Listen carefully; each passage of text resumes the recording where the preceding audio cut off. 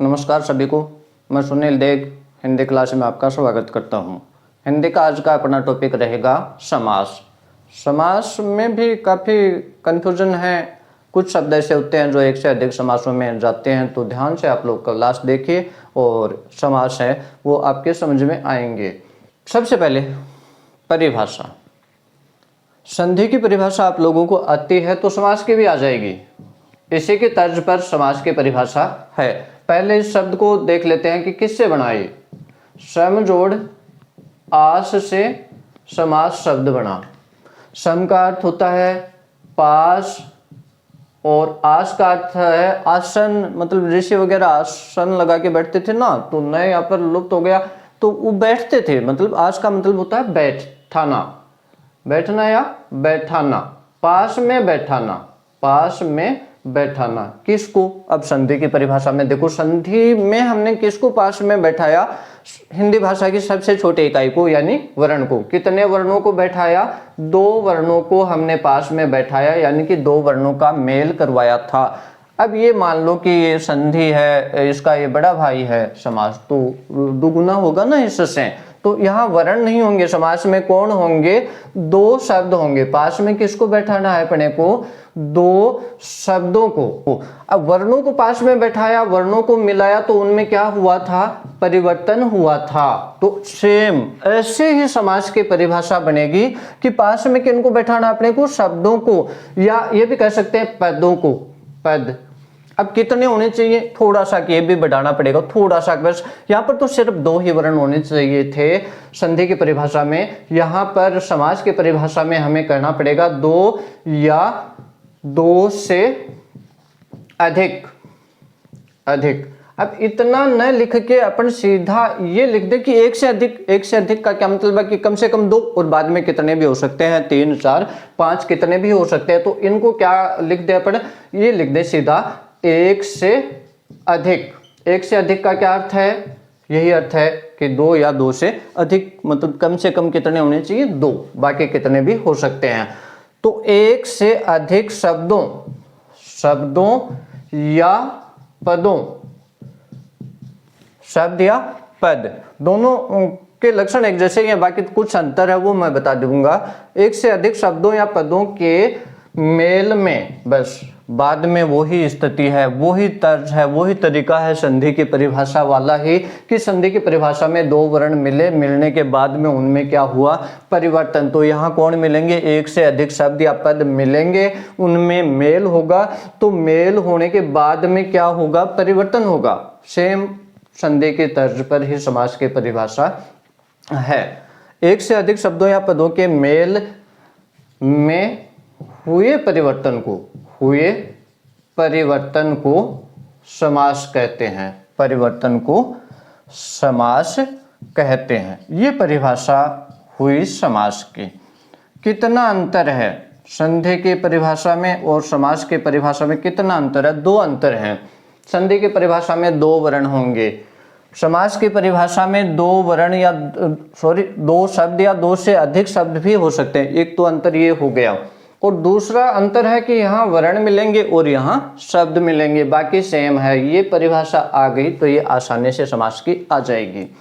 अब इसमें थोड़ा सा कि ये देखना आपको कि शब्द और पद ये क्या होते हैं? शब्द और पद में कुछ अंतर है क्या? थोड़ा सा अंतर है। जैसे मैंने यहाँ लिखा कमल, यहाँ लिखा खिला, और यहाँ लिख दिया है, यहाँ लिख दिया है। कमल खिला है। कमल के आगे पीछे कुछ भी नहीं है, अकेला शब्द है। इसके भी आगे पीछे कुछ नहीं है, अकेला है। ये भी आगे पीछे कुछ भी नहीं है, अकेला है। तो जब अकेले होते हैं, कोई भी शब्द जब अकेले होते हैं, जिनके आगे पीछे कुछ भी नहीं होता, तब वो क्या कहलाते हैं? तब शब्द कहलाते हैं। और यही शब्द यदि हम वाक्य में जोड़ दें, जैसे मैं ये लिख दूं कि कमल खिला है। वाक्य में जुड़ने के बाद में शब्द शब्द नहीं रहते बल्कि क्या बन जाते हैं, पद बन जाते हैं, ये अंतर है। जब ये शब्द अकेला कमल लिखा शब्द था, कमल को वाक्य में जोड़ दिया तो अब ये शब्द नहीं रहा बल्कि क्या बन गया, ये पद बन गया। खिला भी वाक्य में जुड़ चुका है तो अब ये शब्द नहीं है बल्कि क्या है, पद। और है भी वाक्य में जुड़ चुका है क्योंकि तभी तो पूरा वाक्य बना है। तो ये हालांकि क्रिया शब्द है लेकिन फिर भी पद तो है ही, क्रियापद हो जाएगा, तो ये भी क्या है, पद है। मतलब शब्द और पद में इतना अंतर है कि कोई शब्द यदि अकेला है, स्वतंत्र है, उसके आगे पीछे कुछ भी नहीं है तो वो शब्द कहलाता है, और उसी शब्द को यदि अपन वाक्य में जोड़ दें तो वो शब्द ही क्या बन जाता है, पद बन जाता है। परिभाषा के बाद में बात आती है कि समास को हमें क्यों पढ़ना पड़ता है, इनका क्या काम है। तो इनका महत्व देखो आप, कि भाषा का जो अनावश्यक विस्तार होता है वो ये कम करते हैं। कि जैसे ये वाक्य है कि विद्या के लिए आलय, विद्या के लिए आलय, कितने शब्द हो गए, ये काफी सारे हो गए, और इनको छोटा कर दिया और अनावश्यक विस्तार को हटा करके सिर्फ ये लिख दिया विद्यालय। तो विद्यालय क्या हो गया, समासीकरण हो गया, इस वाक्य का समासीकरण हो गया। अब एक तो ये बोले कि विद्या के लिए आलय, और एक सीधा बोले विद्यालय। देखो अच्छा कौन सा लग रहा है, सुंदर कौन सा लग रहा है, विद्यालय शब्द लग रहा है। मतलब एक तो अनावश्यक विस्तार को ये रोकते हैं, और एक भाषा का जो सौंदर्य होता है, भाषा की जो सुंदरता होती है वो ये समास है, ये बनाते हैं, मतलब बढ़ाते हैं, भाषा सौंदर्य को ये बढ़ाते हैं, तब अपने को ये पढ़ते हैं। अब बात आती है समास के प्रकार की, कि समास कितने प्रकार के होते हैं। तो संधि का इसको बड़ा भाई माना अपन ने, तो संधि का दोगुना कर दो। संधि कितने प्रकार की पढ़ी, 3, तो 3 को क्या कर दो, दोगुना, कितने हो जाएंगे, 6। समास हिंदी में कितने हैं, 6 हैं। तो कौन कौन से हो 6 प्रकार, क्रम से अपन थोड़े से इनके नाम ध्यान में रखेंगे। यदि हमें इनके प्रकारों का नाम याद नहीं है तो अपन शब्द थोड़े बता सकते हैं कि भाई किस में कौन सा शब्द है। तो थोड़ा सा कि देखो कि ये मान लो कि ये समास है, ये पैसे हैं, शोर्ट ही तो करते हैं ना समास। अब पैसे क्या है कि रुपए पैसे कमाना तो ज़्यादा से ज़्यादा चाहते हैं लेकिन खर्च नहीं करना चाहते, खर्च कोई भी नहीं करना चाहता इनको। अब कौन कमाता है, तो वह पुरुष कमाता है, मान लो वह पुरुष कमाता है। कैसे कमाएगा, कार्य करके कमाएगा, कर्म करेगा, कार्य करेगा, तभी तो पैसे आएंगे ना। अब मान लो आज 100 रुपये कमा लिए तो मनुष्य चाहेगा कि कल भाई 200 कमाने चाहिए, दोगुने, तो आगे वो क्या करेगा, दोगुने कमाएगा, कोशिश करेगा। अब मान लो इसने पैसे हैं वो वह पुरुष ने कमाए, कैसे कमाए, कर्म करके दोगुने कमाए। अब मान लो कि इसके पास में पैसे हो गए तो फिर इसको खुराफात तो सोचती है ना, ज़्यादा पैसे तो भी तो परेशान करते हैं, तो बदमाशी वगैरह ये करने लगता है। फिर बदमाशी करता है तो लोगों से क्या होती है, इसकी लड़ाई होती है, और लड़ाई होती है तो फिर छुड़ाने के लिए भी तो आसपास के लोग आते हैं ना, तो बहुत लोग आते हैं, फिर बहुत लोग आकर के क्या करते हैं, छुड़ाते हैं, और फिर मामला है वो रफा दफा हो जाता है। खर्च जो नहीं होता, अब देखो कहानी समाप्त हुई, मतलब अपनी, जो खर्च नहीं होता वो कहलाता है अव्यय। वो क्या कहलाएगा, अव्यय।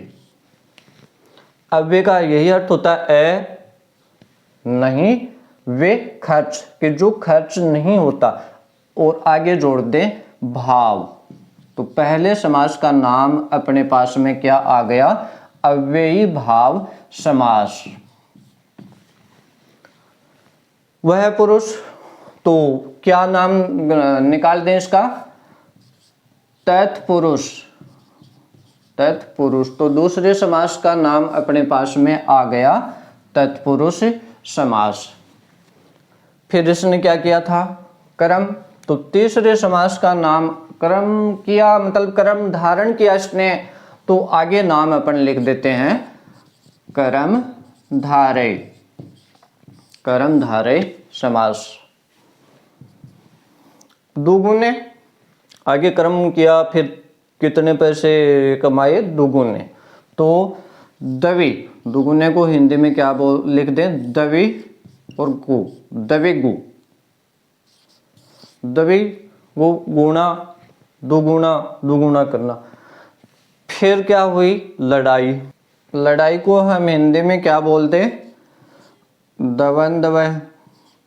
और ये जो शब्द है इनका चलो शुद्ध रूप ये होगा और इसका ये होगा, लेकिन यही देखते आए हैं अपन तो चला लेते हैं काम इन्हीं से भी।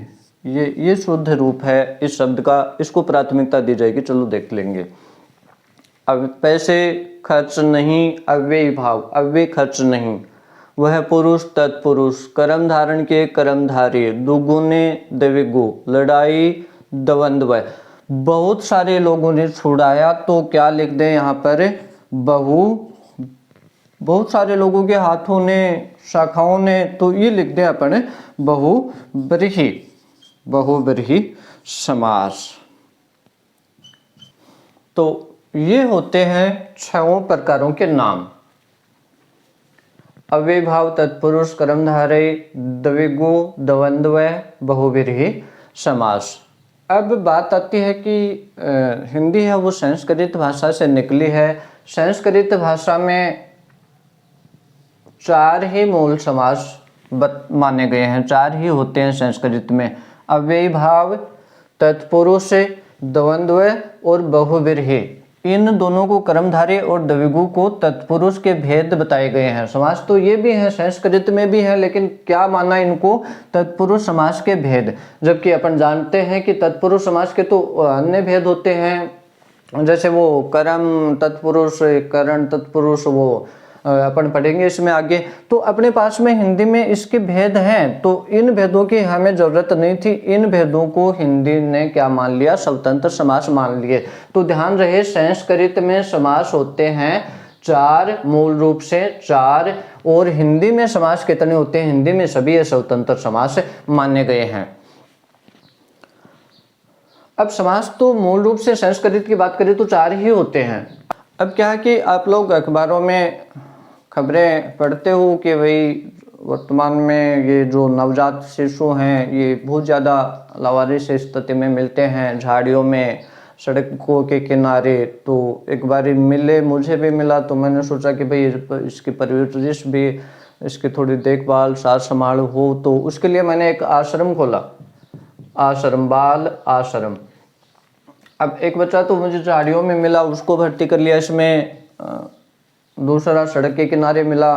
तीसरा 10-15 दिन बाद में कोई आश्रम के गेट पर ही छूट गया। कुछ दिनों के बाद में एक और आ गया। तो इस प्रकार से 4 बच्चे हो गए। आश्रम में कितने हो गए? 4 बच्चे, छोटे छोटे नवजात।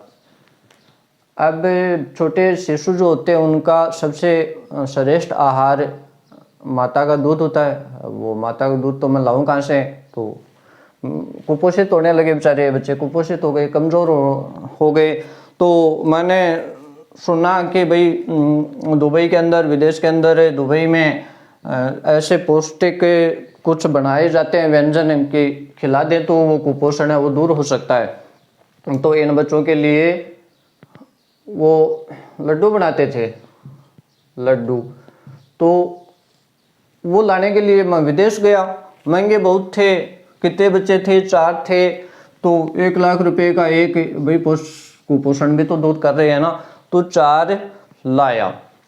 अब मैं आया तो देखा कि 2 बच्चे और छोड़ गया कोई, एक एक करके। तो इनकी संख्या कितनी? 6 मिली मुझे। जब आया तो 6 मिले, 6 बच्चे। अब लड्डू तो कितने लाया उनके लिए? 4। अब मैंने सोचा कि भाई जो लाए हैं 4 वो तो इनको दें। तो सबसे पहले ये आया तो इसको मैंने पहला दे दिया, पहला। इसके बाद में इसका नंबर आया। देखो क्रम से भी तो यही तो आ रहे हैं ना। तो मैंने दूसरा इसको दे दिया, दूसरा। अब इसको देने लगा अगले को। तो ये बोला मैं तो कर्म धारण करके मेहनत से खाऊंगा, आपके नहीं चाहिए ऐसे दिए हुए। कोई बात नहीं। मेहनत मतलब ये क्या कह रहा है कि मेहनत करूंगा, मतलब मेहनत करना क्या होता है? विशेषता होता है। तो इसके अंदर विशेषता है। द्विगु आया बाद में। तो ये बोला द्विगुणा बहुत सारे चाहिए मुझे। तो मेरे पास में 1 2 तो दे दिए, पहला दूसरा 2 ही बचे थे। तो ये बोला बहुत सारे चाहिए। तो मेरे को तो बहुत सारी संख्या में चाहिए, एक दो से क्या होगा, संख्या में चाहिए, काफ़ी सारी चाहिए। तो मैंने कहा कि भाई चलो और कोई व्यवस्था करेंगे, तो रोक एक बारी। फिर ये आया द्वंद्व, देखो इसका मोटा ये पेट निकला हुआ आगे, देखो पेट ही पेट निकला हुआ है। अब मैंने सोचा, दया आ गई मुझे कि भाई इसको एक लड्डू से क्या होगा, तो इसको मैंने पहला और दूसरा दोनों ही दे दिए, पहला और दूसरा, कि भाई तू तो खा और देखेंगे। अब मेरे पास में बचे नहीं, 1 2 3 4 हो गए, 4 पूरे। अब इसको मैंने क्या कहा कि भाई तेरे लिए अन्य कोई व्यवस्था करेंगे, अन्य व्यवस्था करेंगे। अब यहाँ पर जो एक लिखा है उसका मतलब होता है, देखो कितने पदों को मिलाना है, कम से कम दो पदों को आपस में मिलाना है। परिभाषा में अपन पढ़ के आए हैं, तो जहां पर एक लिखा उसका मतलब है पहला, और पहला से मतलब है अव्ययी भाव समास का पहला पद प्रधान होता है, और साथ में अव्यय होता है। अव्यय का मतलब ए नहीं, वे का मतलब खर्च, जो खर्च नहीं किया जा सकता, यानी कि जो लिंग वचन काल आदि के आधार पर बदलता नहीं है। और तो इसको डिटेल से पढ़ेंगे, उसमें और बता दूंगा ये चीजें। तत्पुरुष के सामने क्या लिखा, दो, यानी कि तत्पुरुष का दूसरा पद प्रधान होता है। कर्मधारय में क्या होता है कि विशेषताएं बताई जाती हैं, पहला पद में और दूसरा पद उपमान होता है, तो उसमें पहला दूसरा कोई सा पद प्रधान नहीं होता, बल्कि एक शब्द के दूसरे के द्वारा विशेषता बताई जाती है, वो होते हैं कर्मधारय समास के शब्द। जो संख्यावाची शब्द होते हैं, जो संख्या से स्टार्ट होते हैं, दवि, दवि का मतलब दो, तो ऐसे शब्द हमेशा द्विगु समास में होते हैं। और निश्चित कौन से होते हैं संख्या वाले, तो इसमें भी आते हैं, वो इनके जब अपन डिटेल में पढ़ेंगे तब बताऊंगा। द्वंद्व समास है, द्वंद्व समास का पहला और दूसरा दोनों पद प्रधान होते हैं, और बहुव्रीहि समास का ना पहला पद प्रधान होता ना दूसरा होता, बल्कि अन्य ही पद प्रधान होता है। यानी कि जो शब्द होते हैं उनका अर्थ अन्य ही जाता है, जो शब्द कहते हैं वो अर्थ नहीं आता, कोई अर्थ अलग ही होता है, वो बहुव्रीहि समास कहलाता है। कई बार क्या किया जाता है कि सीधा भी पूछ लिया जाता है क्वेश्चन, कि ये पूछ लिया जाता है कि तत्पुरुष समास, तत्पुरुष समास का पद प्रधान होता है, का पद प्रधान होता है, प्रधान होता है।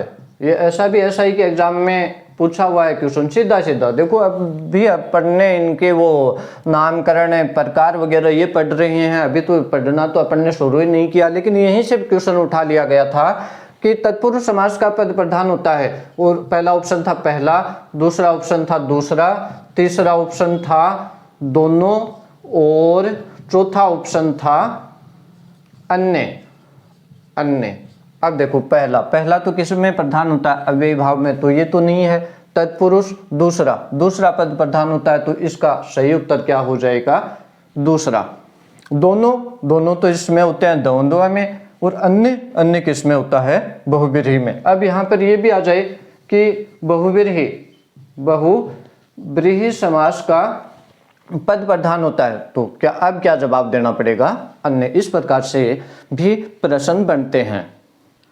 अब अपन पहला समास पढ़ते हैं, अव्ययी भाव समास। अव्ययी भाव समास का पहला पद प्रधान होता है, ये बात अपन देख चुके हैं। अव्ययी भाव समास किसे कहेंगे, अब इसकी परिभाषा देखो। पद कौन सा प्रधान, पहला, साथ में कैसा होगा वो, अव्यय, अव्यय यानी अ यानी नहीं, और वे यानी खर्च, कि जो खर्च नहीं होता। खर्च होने से मतलब है कि लिंग वचन काल आदि के आधार पर बदलता नहीं है। तो किसे कहेंगे कि जिस समास का पहला पद प्रधान होता है, साथ ही पहला पद अव्यय होता है, जो लिंग वचन काल आदि के आधार पर बदलता नहीं है, अव्ययी भाव समास कहलाता है। अब मैं इसकी सीधी की सीधी पहचान बता रहा हूं, पहचान कि किस प्रकार के शब्द होंगे जो हमेशा अव्ययी भाव समास के होते हैं। कंफ्यूजन बहुत है समासों के अंदर भी, तो वो भी अपन दूर करेंगे। पहचान कि जिस शब्द के शुरू में ये था भैर प्रत्यय आ नि से ए या दो समान शब्द, दो समान शब्द आ जाएं, ऐसे शब्द हमेशा अव्ययीभाव समास के होंगे। ध्यान में रख लेना, ये ऐसी पहचान वगैरह इनकी कोई नहीं बताएगा आप लोगों को, कहीं नहीं मिलेगी, किसी भी क्लास में नहीं मिलेंगी। मैं बता रहा हूँ सीधी सीधी, ताकि रटना नहीं पड़े, बस इतनी ज़्यादा थोड़े ही हैं ये था, भर, प्रति, आ, नि, से, ए, इनमें से कोई सा भी किसी भी शब्द के शुरुआत में पहले जुड़ करके आ जाए। मतलब किसी शब्द के, जैसे यथाशक्ति शब्द है, यथाशक्ति, अब इस शब्द के शुरुआत में कौन जुड़ा, यथा जुड़ा, ऐसे इनमें से कोई सा भी किसी भी शब्द के पहले यदि जुड़ करके, पहले मतलब पीछे जुड़ करके आ रहा है तो वो शब्द अव्ययीभाव समास का होता है। या दो समान शब्द आ जाएं, जैसे घर आ गया और फिर घर, जैसे पल और फिर पल, दो समान शब्द हो गए। घर घर सेम है, पल पल दोनों समान है, इनमें भी कौन सा समास होगा, हमेशा अव्ययीभाव समास होता है। समझे बात कि इनमें से कोई सा भी किसी भी शब्द के पहले आ रहा है तो वो हमेशा अव्ययीभाव समास का शब्द होगा, या दो समान शब्द आ जाएं तो वो भी अव्ययीभाव समास के शब्द होते हैं। जैसे यही देखो, यथाशक्ति, अब किन शब्दों को तोड़ के जोड़ के पदों को मिला करके ये शब्द बनाया है तो वो कहलाएगा इसका विग्रह। विग्रह मतलब सामासिक शब्द को जब अपन खोलते हैं, जब उसके टुकड़े करते हैं, यानी कि किन शब्दों से मिलकर के वो सामासिक शब्द बना है तो उसको बोलते हैं विग्रह। और संधि शब्द के टुकड़े करते हैं उसको बोलते हैं विच्छेद। लेकिन संधि का विलोम विच्छेद नहीं होता, संधि का विलोम क्या होता है, विग्रह। ये भी ध्यान में रखना, अच्छा क्वेश्चन बनता है, व्यवहारिक नॉलेज अपने को बहुत ज़्यादा जरूरी है। संधि का विलोम क्या होगा, विग्रह। तो अब समास का विलोम बताओ कि समास का विलोम क्या होगा, समास का विच्छेद कर दें क्या, नहीं। विग्रह कर दें क्या, नहीं। समास का विलोम होता है व्यास। समास शॉर्ट करना, छोटा करना, लघु करना, और व्यास का मतलब होता है विस्तृत करना, बढ़ाना, बड़ा करना। तो ये दोनों एक बहुत अच्छा क्वेश्चन बन रहा है। संधि का विलोम विग्रह होता है, समास का विलोम व्यास होता है। विच्छेद तो संधि शब्द के टुकड़े जो करते हैं उसकी जो प्रक्रिया होती है उस प्रक्रिया का नाम विच्छेद होता है। विच्छेद का मतलब भी यही होता है, टुकड़ा या तोड़ना। लेकिन संधि का विलोम विच्छेद नहीं होता, विग्रह होता है। और समास जो शब्द होता है उसके टुकड़े अपन करते हैं, उसको खोलते हैं, उसको विस्तृत रूप में ले जाते हैं कि जिनका फिर शॉर्ट करके सामासिक शब्द बनाया है वो क्रिया विग्रह कहलाती है। वो क्रिया क्या कहलाती है, विग्रह कहलाती है। ये ध्यान में रखना। तो संधि का विलोम विग्रह है, समास का विलोम व्यास, ये ध्यान में रखना कि क्वेश्चन आ सकता है इस प्रकार के। अब इस शब्द का विग्रह अपन करेंगे। विग्रह का, संधि का मतलब जोड़ना, विग्रह का मतलब तोड़ना। ये था शक्ति, तो शक्ति के अनुसार विग्रह क्या हो जाएगा, शक्ति के अनुसार। अब इन शब्दों को देखो क्या किया, शक्ति के अनुसार न कह करके ये कह दिया यथाशक्ति, हो गया ना सामासिक। इन सारे शब्दों को जोड़ करके क्या कर दिया, यथाशक्ति शब्द बना दिया। शब्द के शुरुआत में कौन है, यथा है, तो शब्द के शुरुआत में यथा आ जाए, भर आ जाए। जैसे यही शब्द है भर पेट, अब ये जो शब्द है इसके शुरुआत में कौन है, भर है, तो भर है अव्ययीभाव समास का शब्द हो गया। पेट भरकर, पेट भरकर मतलब पूरा अर्थ अपन समझ जाएं इसका तो वो ही अपने को आगे लिख देना, वो विग्रह हो जाएगा उसका। जैसे शब्द है आजीवन, शब्द के शुरुआत में कौन आया, आ आया, शुरुआत में आ, ये रहा आ, निश्चित रूप से किस समास का, अव्ययीभाव का, और इसका विग्रह हो जाएगा जीवन भर। जैसे ये आ गया आकंठ, आकंठ, तो आ गया शब्द के शुरुआत में, कंठ तक, और विग्रह क्या हो जाएगा, कंठ तक, मतलब कंठ तक पानी आ गया, जो भी आ गया, तो वो अपने यहाँ पर अब समझ गए कि कंठ तक को क्या बोलेंगे सामासिक शब्द में, आकंठ। जैसे शब्द है आजानु बाहु, अब इसको देखो, शब्द के शुरुआत में कौन आया, आ गया, आ गया, अव्ययीभाव का शब्द। आजानु घुटने, तो ये कहते हैं कि आजानु यानी घुटने, या घुटनों तक, बाहु, बाहु यानी कि भुजाएं, तो ये इसका विग्रह हो जाएगा। जैसे शब्द है निडर, निर्विकार, निर्विवाद, ये ऐसे शब्द, शब्दों की शुरुआत में देखो कौन है, नी आ सकती है क्या, नी आ सकती है। किस समास के शब्द, अव्ययी भाव के। निडर विग्रह क्या हो जाएगा, डर रहित, यानी किसी चीज को कोई डर नहीं होता वो निडर। निर्विकार जिसमें कोई विकार न हो, विकार मतलब त्रुटि, गलती, दोष। निर्विवाद जिसमें कोई विवाद न हो। तो सीधी पहचान मैंने बता दी है, ये ध्यान में रखना है, ये बहुत अपने काम में आने वाली है। अब जैसे शब्द आ गया, जैसे ब्याह वगैरह शादियों के आपको न्योते दिए जाते हैं ना, तो उसमें ज़्यादा ही घनिष्ठ होता है, तो ये लिखते हैं ना कि भाई सहपरिवार आना। सहपरिवार शब्द के शुरुआत में कौन आया, सह। परिवार शब्द है, इसके शुरुआत में कौन आया है, सह। आ सकता है क्या, आ सकता है। कौन सा समास हो गया, अव्ययी भाव, परिवार सहित। विग्रह इसका करें तो क्या हो जाएगा, परिवार सहित। अब जैसे शब्द है प्रतिवर्ष, यानी हर वर्ष। शब्द के शुरुआत में कौन आया, प्रति आ सकता है। शब्द है प्रत्येक, प्रत्येक में क्या हो गया, प्रति तो नहीं आया, प्रत आ रहा, प्र और आधा तय आ रहा है, प्र और आधा तय तो यहाँ पर है ही नहीं। अरे तो ये संधि भी तो अपन पढ़ के आए हैं ना, प्रति जोड़ एक से क्या बना था, ये संधि में प्रत्येक बना था, तो प्रति ही है। शब्द के शुरुआत में कौन है, ये प्रति ही है, मूल रूप से प्रति ही है। प्रत्येक में पूछ लिया जाए मूल शब्द क्या है, एक है। उपसर्ग कौन सा है, प्रति लगा हुआ है, प्र और आधा तय तो कोई उपसर्ग होता ही नहीं, तो ये शब्द भी इसी समास का। अब जैसे शब्द आ गया अकाल, शब्द के शुरुआत में कौन आया, काल शब्द शुरुआत में कौन आ गया, आ गया, तो शब्द हो गया अव्ययी भाव का। अब जैसे ये आ गया घर, घर। अब शब्द की शुरुआत में कौन आया, घर आया, लेकिन अगला भी तो देख लो, घर है, क्या हो गए, समान शब्द हो गए, दो समान शब्द हो गए। कौन सा समास होगा, हमेशा अव्ययी भाव समास होगा। विग्रह करें तो क्या करें, हर घर, प्रत्येक घर, ये अपन कह सकते हैं। घर घर मतलब हर घर। जैसे शब्द है दिनों दिन। अब इसमें फिर से कहोगे कि यहाँ पर तो दिनों है, दिन है, समान कहाँ हो गए। अरे दिन और दिन समान ही तो हैं। घर घर ये तो साफ है, ये शब्द जुड़ गया तो संधि हो गई और दिनों दिन शब्द बन गया।